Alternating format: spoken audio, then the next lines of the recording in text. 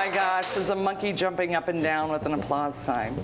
No, really, you'd have to come down here to find out, to Bernie's Bungalow on Thursdays at 5:30 for our taping. So we were talking about the reserves tax, and you know, I look at this, and I talked to you earlier about, because I have this Homer girl, I have to like suck everything down to the Homer girl scale and see if it still makes sense.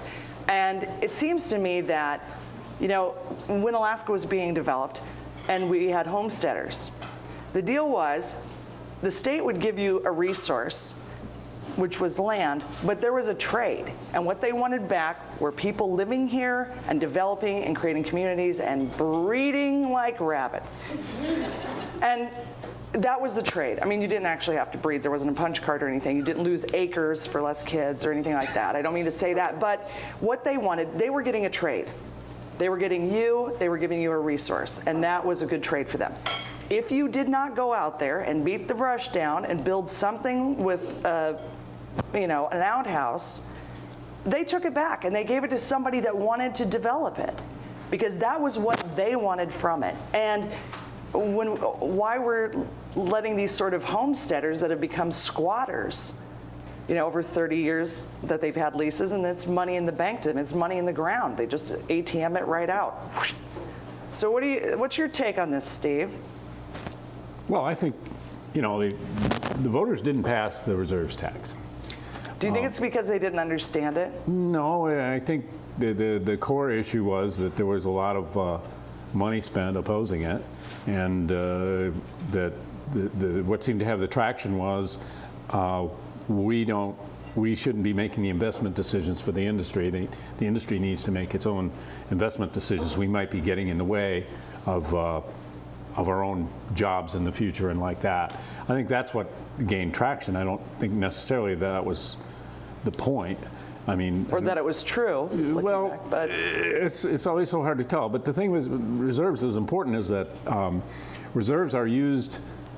Basically, they're a huge part of the value of any energy company, because if they run out of reserves, right, then all of a sudden they don't have any value, the stock price goes down and all that. So they're constantly nervous about these.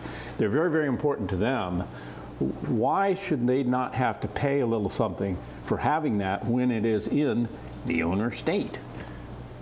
that's a Why great not? point. I mean, it seems completely reasonable. If they go in to get a loan, or to, I don't know who has more money than the oil companies, maybe to the Pope or somebody, but they go in and or they're going to go into somewhere and they need to leverage something, say to put in a bunch of money somewhere else on the globe.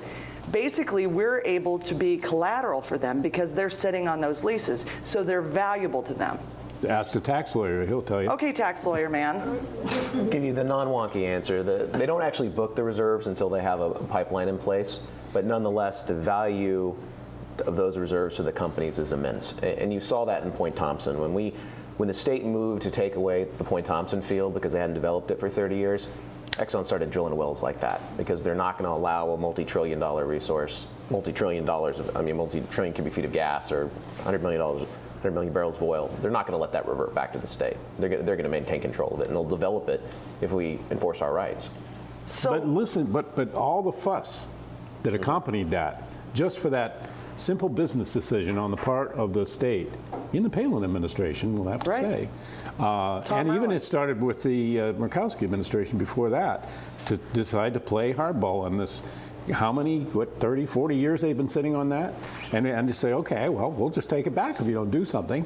Well, guess what? They finally did something. The core leases were leased in 1965, and they had sat on those leases for, 40-something years without developing it. It's the largest undeveloped oil and gas field in North America. I mean, it's ridiculous that you let someone sit on your land and not develop it for 40 years. what a bunch of squatters. John, squatters, yes, no? Well, yeah, usually if you sign a lease that has some stipulations like maintain the garden or whatever, I don't see why we couldn't have thrown that in there. I mean... Like put in a garden. Yeah. And drill. Or a windmill or something, you know. Nice little pink flamingo, whatever. It doesn't seem like it's so difficult, but it's curious that you were annihilated over this by Fagan, of course. Like, you're a communist and a socialist for what you were just pointing out simple facts. Why do you think there is such a hold over Alaskans? It's almost as though, you know, the Homer Simpson film, movie. He made a movie too, for those of you that haven't seen it, where he goes to Alaska. And he gets to the border and they're like, welcome to Alaska, here's $1,000. Now we can do whatever we want. And it's like, it's true. It's not even a cartoon. This is my life. And people are like, you know, the permanent fund is like this little like, okay, as long as I get the permanent fund, whatever. And it seems like we're kind of like the Corrupt Bastards Club that just went for cheap and dumb, only on a different collective. And just as Bill Allen, if you're watching in prison, hello, Mr. Allen. They really should put the food on the brochures because then people wouldn't want to go there. But regardless of that, you know, just as he bought out people like Pete Cott and Vic Corey and the lot of them, we're allowing the same sort of thing to happen even though it's ours. Is that, I mean, the mentality is the same of the whole I own your ass and Bill Allen did say that to Pete Cott, and now somebody else owns it. I don't know who. I hope they're very happy. Well, and part of it is like what do you believe in? Do you believe in something bigger than yourself? You know, we were talking over the break about if you look back towards American history in the original 13 colonies, if you looked at every map for every original colony, the western border extended all the way to the west coast, just in case, you know, when western expansion happened, just in case they came across a gold mine or heard a Buffalo or a Starbucks or a Best Buy, whatever. You know, they wanted to be ready just in case. Or a nice group of Indians. Yeah, so you've got, you know, now we've got land where, how far do you want to go? How far down under the ground is still your property? In case Noah's Ark's down there somewhere and you want to make a buck off of it or something. I mean, what do we do with that? It's on Mount Ararat. Everyone knows that, John.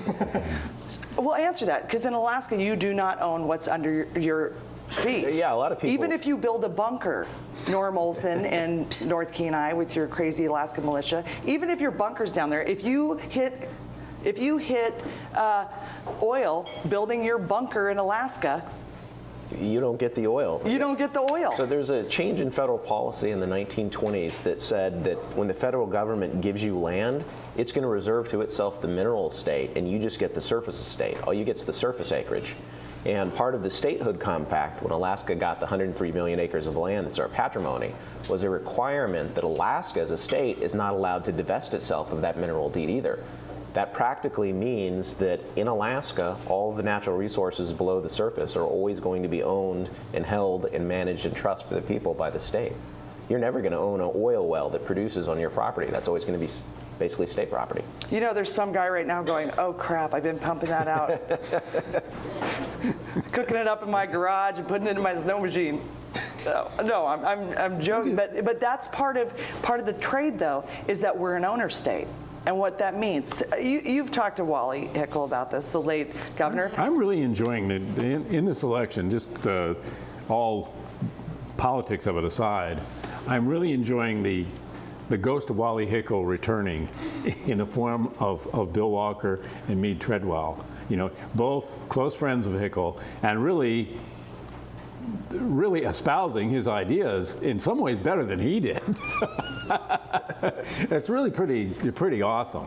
And you know, you've had Jack Hickel on this show. This whole business, it really is socialism. Owner state is socialism. Right. That's what it boils down to. And it's in our Constitution. It's a small state. It's a small state. I mean, this dispute over Point Thompson. Well, when you look at it, there's so few people here that persuasion can be a worthwhile investment for an economic interest, and they do it all the time.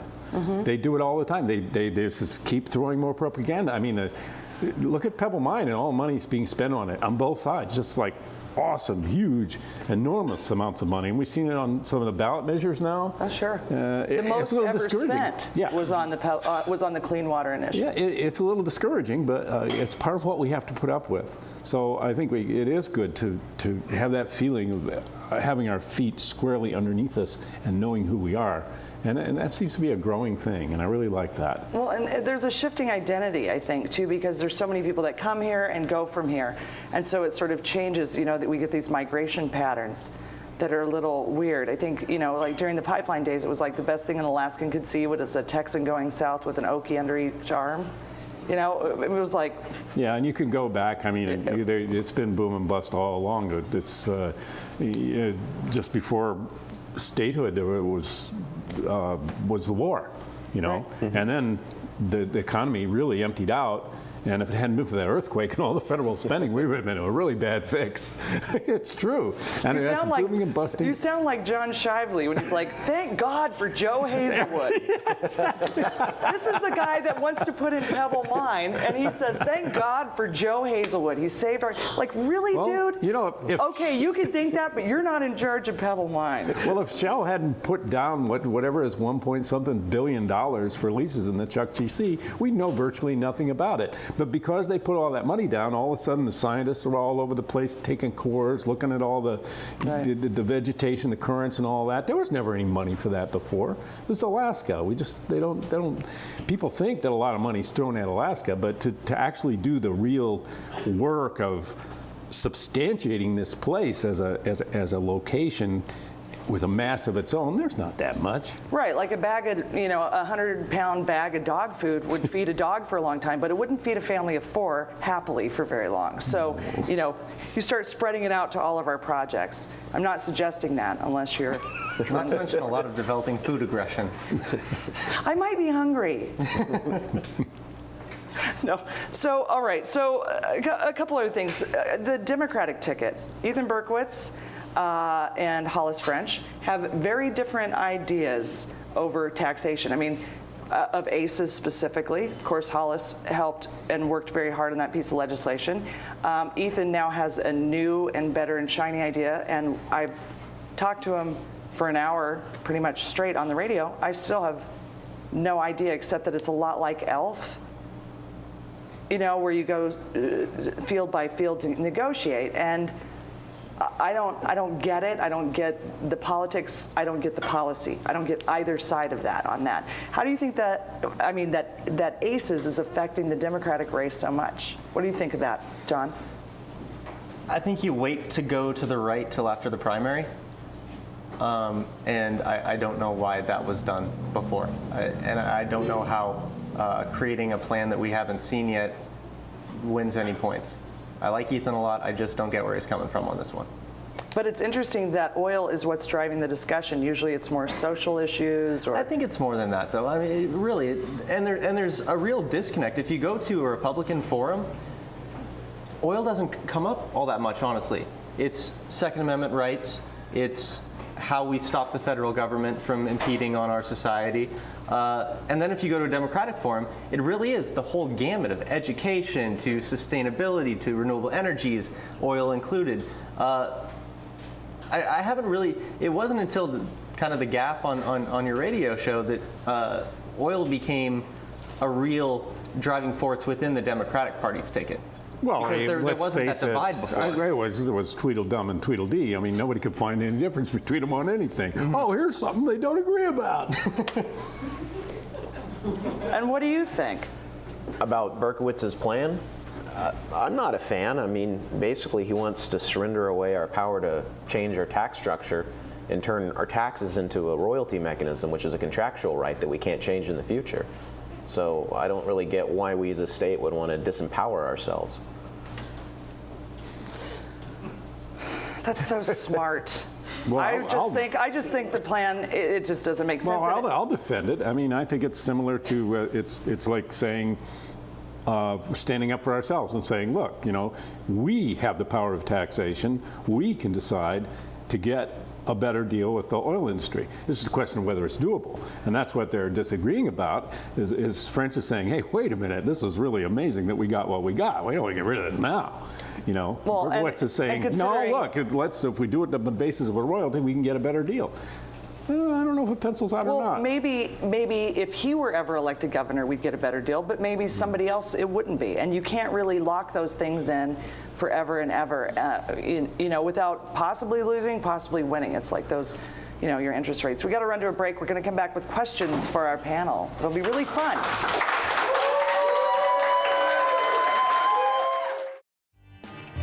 For tickets to the More of North show, send an email request to moreofnorth@gmail.com.